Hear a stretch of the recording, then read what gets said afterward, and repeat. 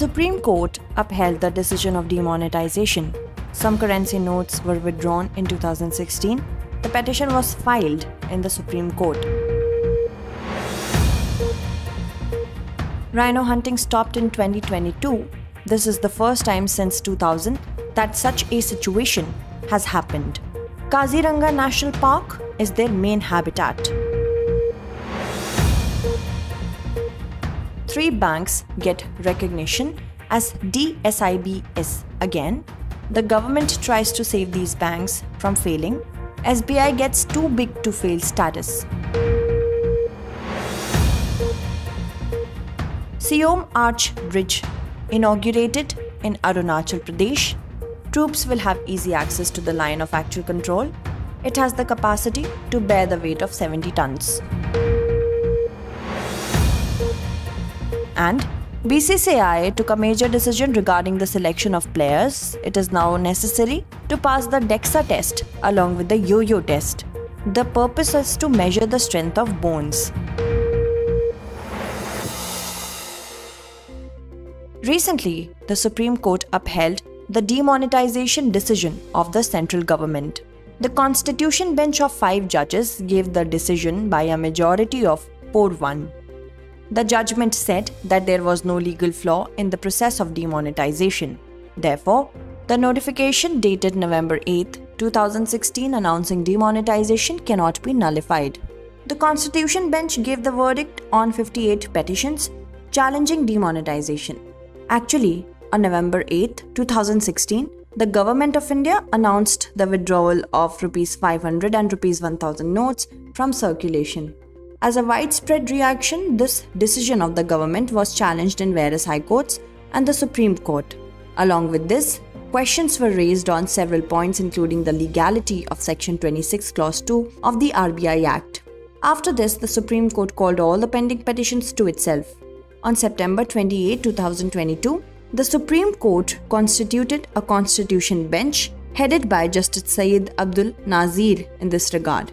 It was tasked to study various aspects related to the issue of demonetization. Significantly, demonetization is the process under which the government of a country legally restricts any currency of its country. According to Section 26 Clause 2 of the RBI Act, the power of demonetization is not directly with the government. That is, there is a provision for the proposal of demonetization to be brought by the Central Board of RBI. After this, the government is authorized to announce the demonetization of the note. However, the government's power to demonetize comes from entry 36 in the Union List, which deals with currency, coinage, legal tender, and foreign exchange. Demonetization was done for the first time in the country in the year 1946. After this, the Janata Party government under the leadership of Morarji Desai demonetized the notes in January 1978. Recently, the Ministry of Electronics and Information Technology released the online gaming draft. Its purpose is to encourage startups related to online gaming and investment in this sector. Along with this, it also aims to regulate this sector. The government has sought public opinion on this till January 17th. The draft includes several provisions including a self-regulatory body, grievance redressal mechanism and verification of customers. According to the draft, online gaming companies will come together to form a self-regulated organization and set their own standards. The organization will be affiliated to the Ministry of Electronics and Information Technology. If there is a difference of opinion between the companies, there is freedom to form more than one self-governing organization. Companies registered under the organization will be authorized to conduct gaming business in the country. These organizations will also monitor whether gaming companies are following Indian law or not. In addition, all gaming companies based in India will be required to appoint a grievance redressal officer of Indian origin. Along with this, they will also have to give their physical address and contact number. It will be mandatory for gaming companies to display all the rules and informations related to the game. It also includes the provision of mandatory KYC for all the players playing the game. Any betting on the outcome of the game is prohibited. Online gaming has a business of about $2.6 billion in India. Also, by the year 2027, it is expected to be $8.6 billion. About 500 million people play online games in India. This includes 40 to 45% of women, with the advancement of technology, there is immense potential in this field. In such a situation, this draft will play a major role in strengthening the field of Indian online gaming. Recently, the Allahabad High Court ordered the Uttar Pradesh government to conduct urban local body elections without OBC reservation. The court is of the view that the government has not fulfilled the triple test required in the context of local body elections.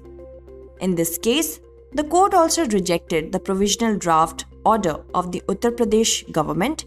In this way, the court has ordered the government to hold elections on the fixed date considering OBC seats as general seats. In this case, the court refused to accept the arguments of the government. In fact, the Uttar Pradesh government argued that it had conducted a rapid survey for OBC reservation in urban body elections. On the basis of the survey, seats have been reserved in the civic body elections earlier also. That's why rapid surveys should be considered as the basis of reservation.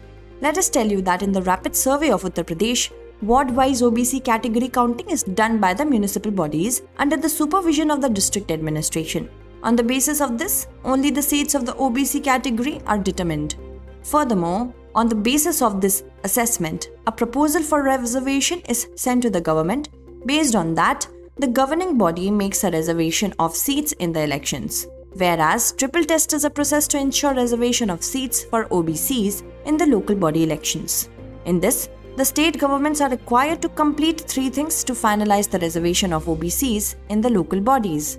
The first of these is that the government sets up a dedicated commission to examine the nature and implications of backwardness in local bodies based on rigorous empirical experience. The proportion of reservation required in the local bodies is then specified in the light of recommendations of the commission. Ultimately, it's the job of the government to ensure that the total number of seats reserved for SCs, STs and OBCs doesn't exceed 50%. For your information, let us tell you that the triple test came into existence after a decision of the Supreme Court. On March 4, 2021, the Supreme Court in Vikas Kishan Rao Gauli versus the state of Maharashtra and others case re-emphasized the triple test. It is noteworthy that in the 73rd and 74th Constitutional Amendment Acts, the state legislatures have been empowered to make provisions for OBC reservation in local body elections. It has been said that the state legislature may make provision for the reservation of seats or offices of chairpersons in local bodies in favor of any backward class of citizens. Recently, researchers conducted a study related to the Tibetan Plateau.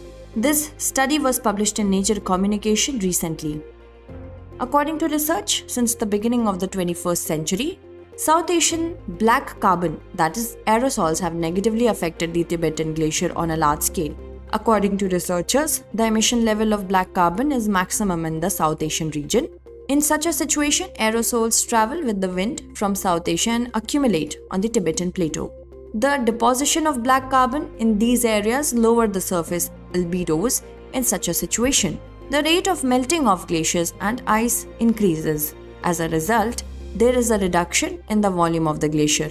In addition, aerosols over South Asia increase the temperature of the middle and upper atmosphere. This increases the north-south temperature gradient. As a result, convection activity in South Asia increases. This causes the convergence of water vapor in South Asia. Black carbon also increases the number of cloud condensation nuclei in the atmosphere. In this case, black carbon absorbs more water vapor in the form of rain in South Asia. As a result, the amount of rainfall decreases in the central and southern Tibetan regions. Also, there is a decrease in the mass of the glacier in the region. Colloids of fine solid particles or liquid droplets in the air or any other gas are called aerosols. The size of their particles range from 1 micron to 10 microns. Aerosols can be both natural and man-made. Solid particles with a size larger than aerosols are called dust. It has recently been found that in the year 2022, not even a single rhinoceros was hunted in Assam. This is the first time that there has been no incident of rhino poaching in Assam since 2000. This information was given by the Chief Minister of Assam, Shri Himanta Biswa Sarma, in a tweet. In this tweet, the Chief Minister also shared data related to rhino poaching. According to the data, between 2000 and 2022, the highest number of rhinos were hunted in Assam in 2013 and 2014. In both these years, 27 rhinos were killed, whereas in the year 2021 only 2 incidents were registered. According to the Assam government, this became possible because of efforts against rhino poaching. In fact, in the year 2019, the Assam government constituted a special rhino protection force to keep an eye on rhino poaching and related activities in Kaziranga National Park. For your information, let's tell you that Rhinoceros unicornis or Indian rhinoceros is found primarily in the Brahmaputra Valley with a sparse population in some other parts as well. They have a black horn which can grow up to 60 centimeters. It has a tough brown rind with folds of skin. This skin also serves as its distinctive identity, which looks like a shield. Significantly, these rhinos are hunted for their horns. This horn holds special significance in some cultures. Its horn is used in traditional Chinese medicine to cure cancer and other diseases. And in Vietnam, the horn of a rhinoceros is considered a status symbol. Due to the demand in these countries, the pressure of poaching rhinos is always there. For your information, let us tell you that the Indian rhinoceros is listed in the vulnerable category in the IUCN Red List. Earlier, it was in the endangered category of the IUCN Red List. According to WWF, that is World Wildlife Fund, there are about 3,700 Indian rhinos in the wild. According to the census conducted in March 2022, there are 2,613 rhinos in the Kaziranga National Park in Assam alone, whereas there are more than 250 rhinos in Assam's Orang, Pobitora and Manas parks. Recently, India shared the list of prisoners under consular access with Pakistan. The government has demanded the early release and repatriation of Indian civilian prisoners, defense personnel and fishermen lodged in Pakistan. On this occasion, the Indian Ministry of External Affairs said that it is committed to sharing all other humanitarian matters including prisoners with Pakistan. The two countries also shared nuclear facility lists under the 1988 agreement. Its purpose is to secure each other's nuclear installations. Actually, in the year 2008, India and Pakistan entered into a consular access agreement. Under this, both countries share the list of fishermen and civilian personnel on January 1st and July 1st every year. Consular access means that the diplomat or official of the country where the prisoner is allowed to meet the prisoner. The Ministry of External Affairs has asked for the early release and repatriation of 631 Indian fishermen, including 2 other Indian nationals. These are the prisoners who have completed their entire sentence as per the Pakistani law. Significantly, India has shared the list of 95 Pakistani fishermen, including 339 Pakistani nationals who are in the Indian custody.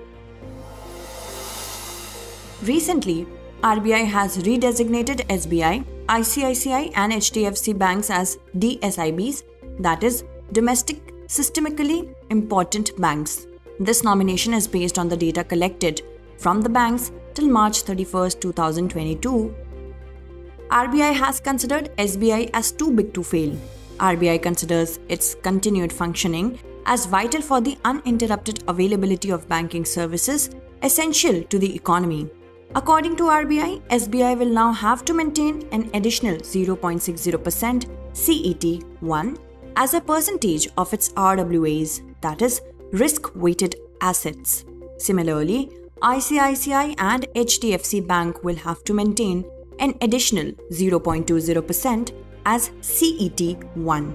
Actually, the banks included in this category have to keep some part of their RWAs as additional CET1, that is, Common Equity Tier 1.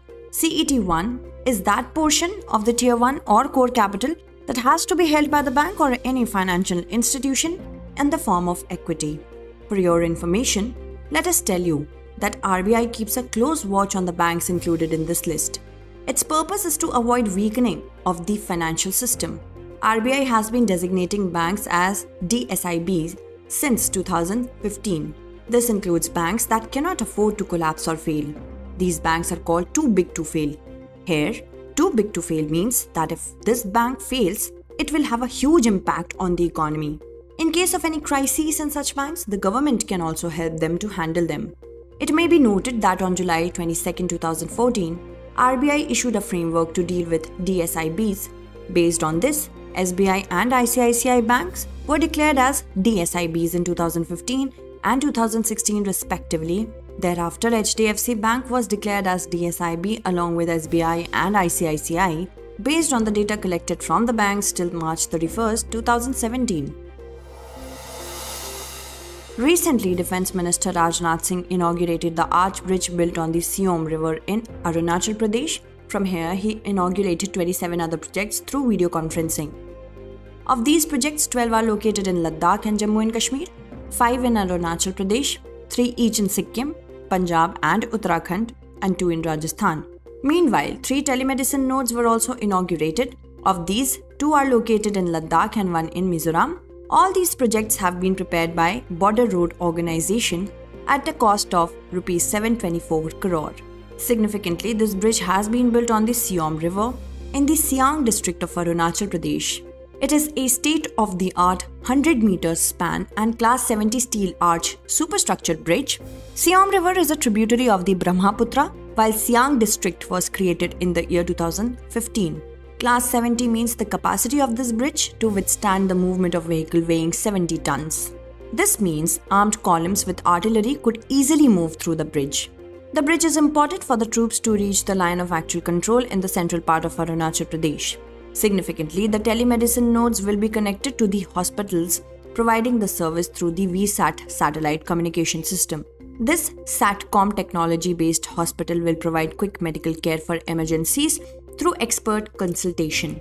Actually, using artificial satellites to provide a communication link between different places on Earth is called SATCOM technology. According to experts, these nodes will also prove to be helpful in the health-related needs of the local people. Recently, BCCI has taken a big decision related to the selection of players. According to the decision, now Indian players will have to undergo the DEXA test along with the yo-yo test. Its purpose is to measure the strength of the bones of the players properly. During the review of Team India's performance in 2022, the BCCI included the DEXA test and also made the yo-yo test mandatory. The full form of DEXA is Dual Energy X-ray Absorptiometry. In fact, the DEXA test is the international standard for measuring body composition and bone health. In this, X-rays are used to measure the strength of the bones. With the help of this test, the amount of fat, lean muscle mass, water content and bone density in the body are measured. This test can be done very easily in about 10 minutes. This test is also called the bone mineral density test. Talking about the yo-yo test, it was implemented in the Indian cricket team in the year 2017. The yo-yo test was invented by the Danish football physiologist Dr. Jens Bangsbo in the 1990s. It is a running test in which running has to be done between 2 sets. The distance between the 2 sets is about 20 meters and the distance is equal to the length of the pitch. After each shuttle, the running time decreases, but the distance doesn't decrease. Indian players are required to score 16.5 out of 23 in this. However, players were exempted from this test during the COVID pandemic. Recently, Tamil Nadu government has started a project for the conservation of Nilgiri Tahar. The cost of this project is set to be Rs 25.14 crore. Under this, the government will conserve the Nilgiri Tahar through surveys and radio telemetry studies. This involves reintroducing tahars in their traditional habitats and detecting imminent threats to them. Along with this, public awareness about these species will also be increased under the project. According to the government, its duration will be of 5 years, that is, till 2027, this project will be run. With the project, the Tamil Nadu government has announced to celebrate October 7 as Nilgiri Tahar Day. Significantly, ARC Davidar led the first study on Nilgiri species in 1975. According to Sarkar, there are many references to the Nilgiri Tahar in Tamil Sangam literature. These references are about 2000 years old. The paintings, culture, and life of Mesolithic period, that is 10,000 to 4000 BC, also highlight the importance of Tahar. Due to the recognition of its ecological and cultural importance, it was given the status of Tamil Nadu's state animal.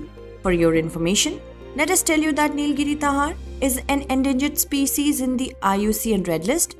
Also, it's protected under Schedule 1 of the Wildlife Protection Act of 1972. It is the only caprine species found in the tropical mountains of southern India. It lives in grasslands on steep rocks at an altitude of 300 meters. to 2,600 meters above the sea level. According to an estimate, its number in Indian forest is about 3,122. Historically, Nilgiri Tahar was known to occupy a large part of the Western Ghats, but now it is confined to some scattered parts in Tamil Nadu and Kerala. Recently, a report was published by Satark Nagrik Sangathan. In this report, the position of various states has been assessed in the context of information received from their information commissions. This report is based on information from 28 state information commissions, including the Central Information Commission.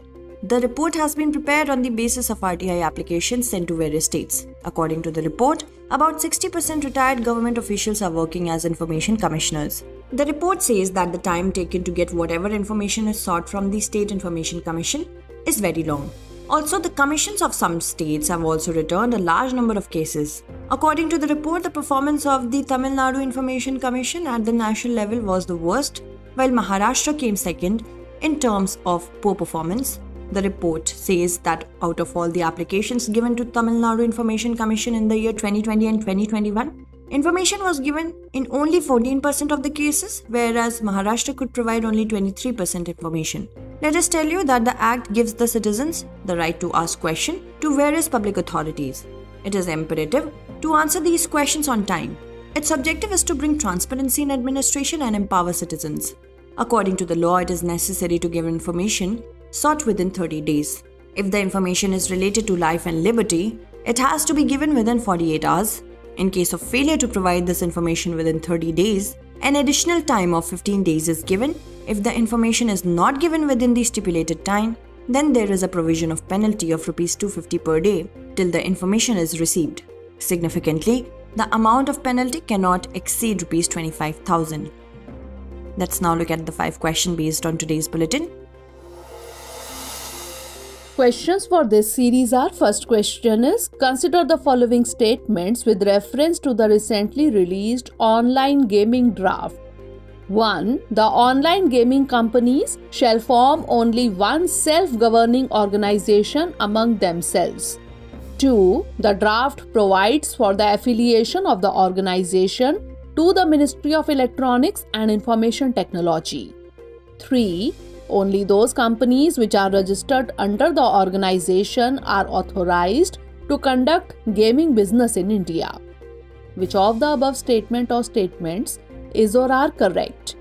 1 only, 2 and 3 only, 1 and 2 only, or all of the above?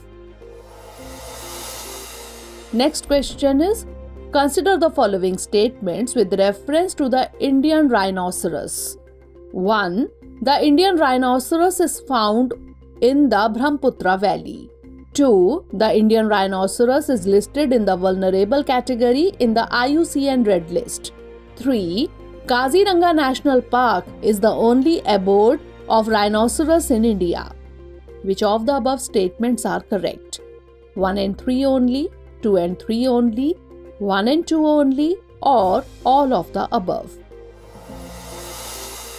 Next question is, consider the following statements with reference to Nilgiri Tahar species. 1. The Tamil Nadu government has announced to celebrate 7th October as Nilgiri Tahar Day. 2. The Nilgiri Tahar is listed as an endangered species on the IUCN Red List. Which of the above statement or statements is or are correct? 1 only, 2 only, both 1 and 2, or neither 1 nor 2? Next question is, consider the following statements with reference to RTI Act. 1. Under the RTI Act, it is mandatory to provide information related to life and liberty within 48 hours. 2. The RTI Act provides for a penalty of Rs 250 per day for not providing information within the stipulated time. Which of the above statement or statements is or are correct? 1 only, 2 only, both 1 and 2, or none of the above? Last question is, DEXA test is related to which of the following? Examination of bones, COVID, lie detection, or all of the above? These days, the name of a medicine is becoming very viral on social media. It is being claimed that this medicine can reduce weight in a quick and easy way. In fact, this drug was in news after the dramatic weight loss of America's Kim Kardashian and Khloe Kardashian and other celebrities. The name of this medicine is Ozempic. Ozempic is an anti-diabetic drug. It is developed by the Danish pharmaceutical company Novo Nordisk. It is used to treat patients with type 2 diabetes. Recently, ASI, that is Archaeological Survey of India, has started the restoration work of mural paintings in the Veerbhadra Swami temple. According to ASI, to maintain the originality of these paintings, watercolors are being used in it. Let us tell you that this temple is located in the Lepakshi village of Sri Sathya Sai district of Andhra Pradesh. On the ceiling of its mandapam, 25 feet long and 14 feet wide, and with 10 different arms, Veerbhadra Swami has been depicted. This mural painting of Veerbhadra Swami painted in Maharodra Rupam is considered to be the largest in Asia. Recently, the Union Cabinet has approved the National Green Hydrogen Mission. It aims to develop at least 5 million metric tons of green hydrogen production capacity. Along with this, by the year 2030, about 125 gigawatt of associated renewable energy capacity has to be increased. Apart from this, the mission also aims to increase the export of green hydrogen. With this, there is a plan to reduce the import of fossil fuel by more than 1 lakh crore rupees. It is noteworthy that according to a report by Niti Aayog, green hydrogen can potentially reduce 3.6 gigatons of carbon dioxide emissions by 2050. Recently, Gan Nagai festival was celebrated in Manipur. This festival of the Zeliangrong community is one of the major festivals of Manipur. It is celebrated every year after harvesting the crops. This festival also marks the end of the year in Manipur. During the festival, the Zeliangrong community makes an offering to God for a good harvest. Along with this, they also pray for a better and more prosperous life in the coming year. Also, there is a custom of creating fire by rubbing pieces of dry wood and bamboo. Significantly, the Zeliangrong community in Manipur includes the Rongmei, Liangmei and Jeme tribes.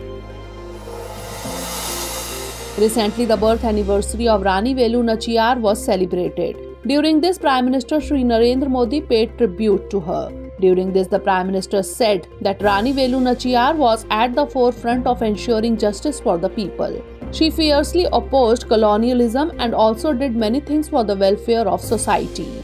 For your information, let us tell you that Rani Velu Nachiyar was born on January 3, 1730.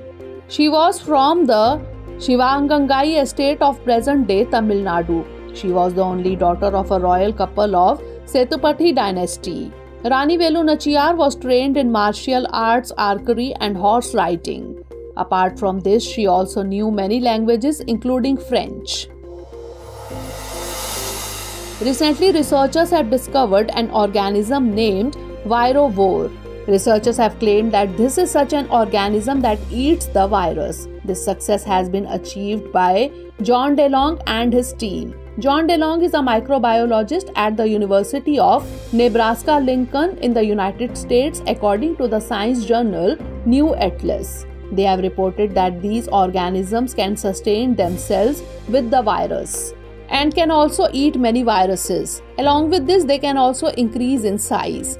However, the extent to which these organisms affect food chains and natural ecosystems by exerting evolutionary pressure on viruses remains to be investigated. The 134th meeting of the Offshore Security Coordination Committee was held recently. The objective was to review the preparedness and effectiveness of the security of India's offshore installations. For your information, let us tell you that the Offshore Security Coordination Committee was formed in the year 1978 to make the offshore security system high quality and simple.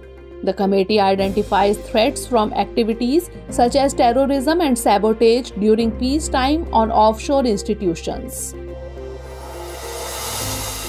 Recently, a two-day conference on the theme Water Approach at the Rate 2047 was organized in Bhopal, Madhya Pradesh. This event has been organized by the Union Ministry of Jal Shakti. Ministers from all the states of India participated in it. This was the first All India Annual Conference of State Ministers. The aim was to invite ideas on the water vision for the year 2047. Along with this, it also aims to improve engagement and partnership with the states and share the initiatives and schemes of the Ministry of Jal Shakti with the states. Significantly, water is a state subject.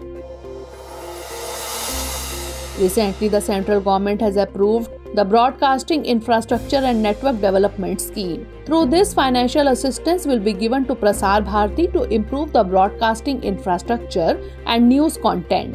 If the Union Ministry of Information and Broadcasting is to be believed, this will ensure access to news in left-wing extremism and strategically important areas.